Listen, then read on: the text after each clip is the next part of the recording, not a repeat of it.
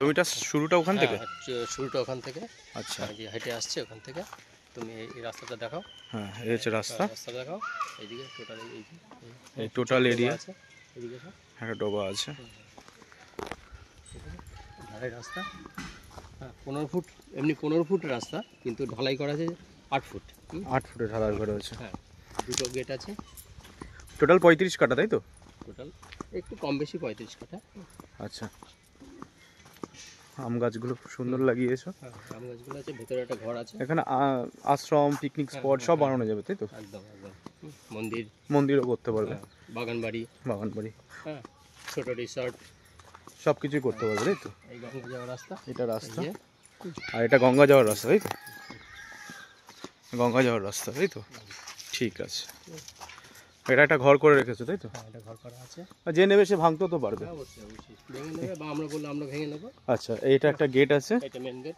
এটা main gate. ওই দিকে একটা গেট আছে, ভিতরে একটা গেট আছে। একদম 350 ফুট ফ্রন্ট হবে। 350 ফুট ফ্রন্ট হবে, তাই তো?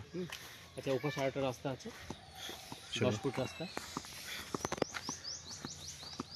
এই জমির চারিদিকেই রাস্তা, এই একটা ভালো।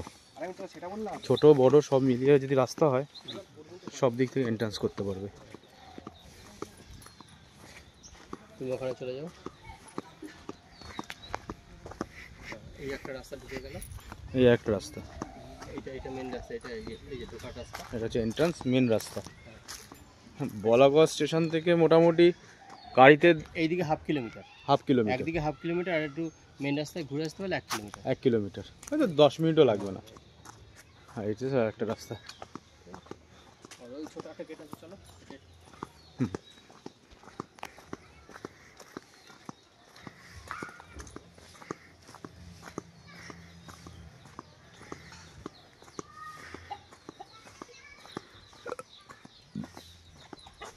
এই একটা গেট, আপাতত বন্ধ আছে। ঠিক আছে। এই আম গাছগুলো